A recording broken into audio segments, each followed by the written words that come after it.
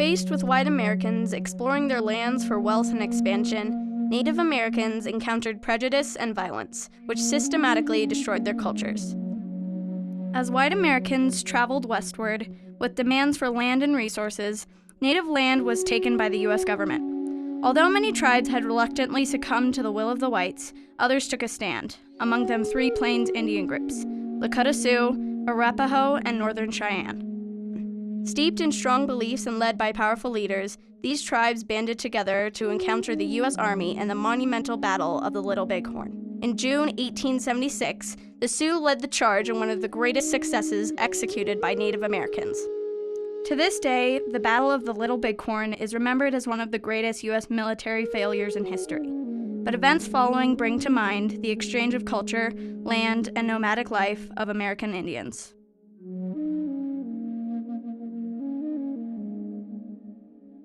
Following the buffalo, Lakota Sioux, a nomadic tribe, migrated to the Black Hills from the Great Lakes region during the time of the American Revolution. With Thomas Jefferson's 1803 Louisiana Purchase, settlers began moving west, believing it was their manifest destiny to expand from coast to coast. In 1830, Andrew Jackson passed the Indian Removal Act to grant unsettled lands west of the Mississippi in exchange for Indian lands within existing state borders. The next 3 decades brought uprisings known as the Indian Wars. In South Dakota, Red Cloud, a powerful leader of Lakota Indians, waged war on the Bozeman Trail against settlers and the army who had set up many forts in the tribe's territory. In 1868, the Fort Laramie Treaty was signed, stating that the Sioux people could stay on the Great Sioux Reservation in the sacred land of the Black Hills and continue hunting bison. Government gave up the Bozeman Trail. The Indians were allowed to burn the forts. And to them it was a great victory, and that was a victory of Red Cloud's. Though a tenuous peace was established, conflict loomed. 3 equally powerful figures participated in a fateful exchange: General George A. Custer of the U.S. Army, Sitting Bull, a Lakota Sioux leader, and Chief Crazy Horse, an Oglala Sioux. George Armstrong Custer was a revered and popular Civil War general who fought for the Union. After the Civil War, he was commissioned as a fighter assigned to the 7th Cavalry in the Indian Wars.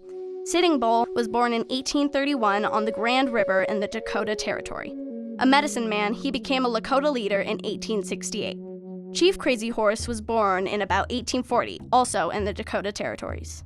When gold was found in the Black Hills, thousands of miners and settlers flooded the territory. Sioux Indians noticed the illegal trespassing and thus attacked many settlers that had been raiding what they called home. Subsequently, the U.S. Army sent Custer and the 7th Cavalry out on a surveying expedition.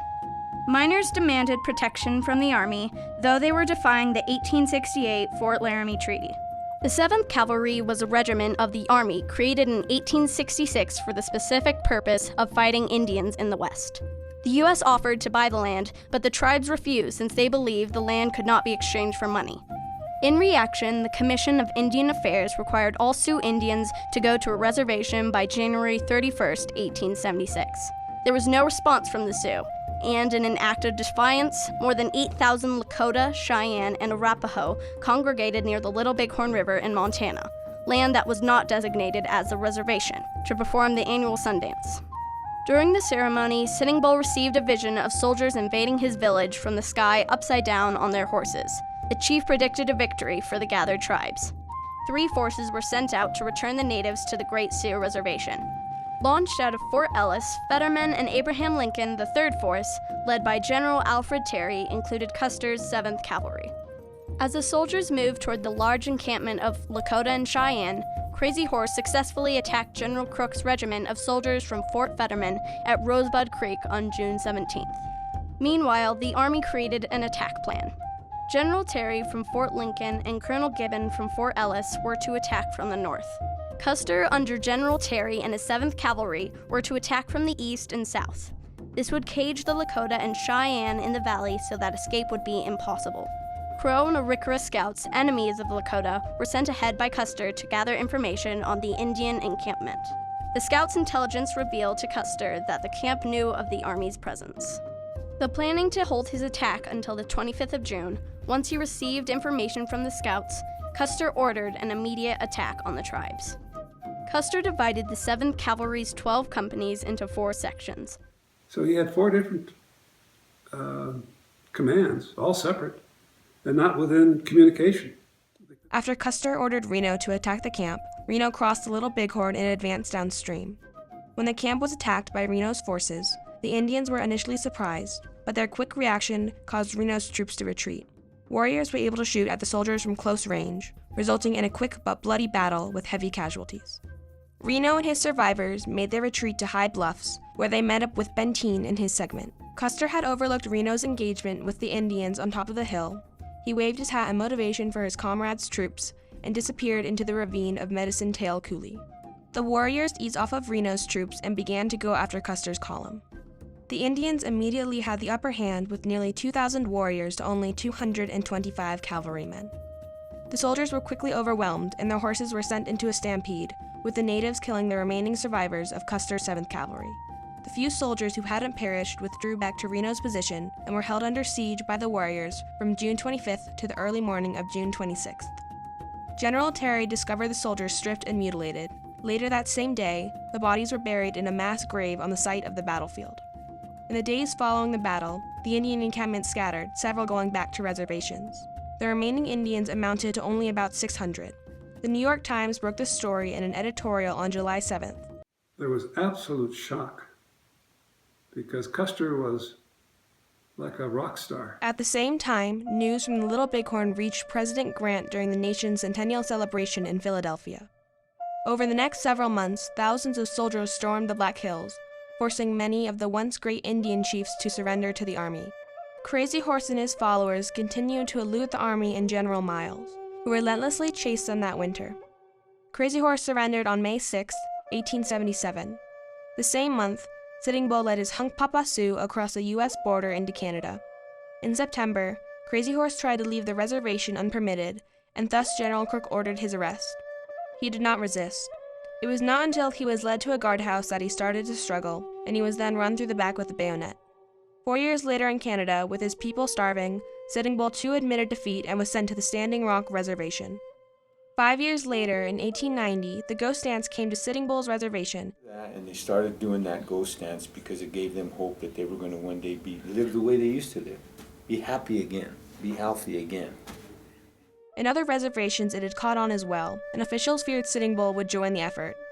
Lakota policemen were sent to arrest him. Early morning, December 15, 1890, they entered his cabin and dragged him outside. His followers, hearing the commotion, had gathered there, and in the gunfight that followed, Sitting Bull was shot in the head.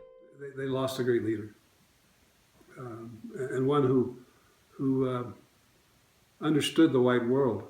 After Sitting Bull's death at Wounded Knee Creek, roughly 350 Sioux and their chief Bigfoot were surrounded by the U.S. Armed Forces. On the morning of December 29th, the chief consulted with officers until a gun was fired. As warriors scrambled to grab their weapons, the army responded with gunfire in the camp. When the smoke cleared, 300 Sioux were dead, one of them being Bigfoot. The massacre ended the Ghost Dance movement and the end of the Indian Wars. By the turn of the century and beyond, Western expansion demanded the need for Indian land to satisfy the growing country. Many tribes were forced off of their native land and onto reservations. Their way of life ended totally. They were essentially prisoners of war. In June 1948, construction started on the Crazy Horse Memorial in the Black Hills to honor the chief. In 1980, the U.S. Supreme Court ruled that in 1877, Congress had taken the Black Hills illegally from the Sioux. The Sioux Nation was offered $1.3 billion, but they refused the money and continued to fight for their rights. In 1991, the name of the battle site was finally changed to Little Bighorn Battlefield National Monument. Still, the U.S. government has failed to care for the tribes as promised. Across the country, Native Americans live in substandard conditions. The Battle of the Little Bighorn is now remembered as a defeat of Custer and the 7th Cavalry. However, as a result of exploration in the West, the land of many natives was taken illegally and tribes were forced onto reservations, exchanging their traditional ways. White men believed territory was rightfully theirs after the ratification of the Louisiana Purchase. Natives lost their nomadic way of life. As America took the West and built up cities and civilizations to sustain a growing country, the encounter between the U.S. Army and the Sioux, Cheyenne, and Arapaho tribes lives to inspire natives today to regain their rights, culture, and land.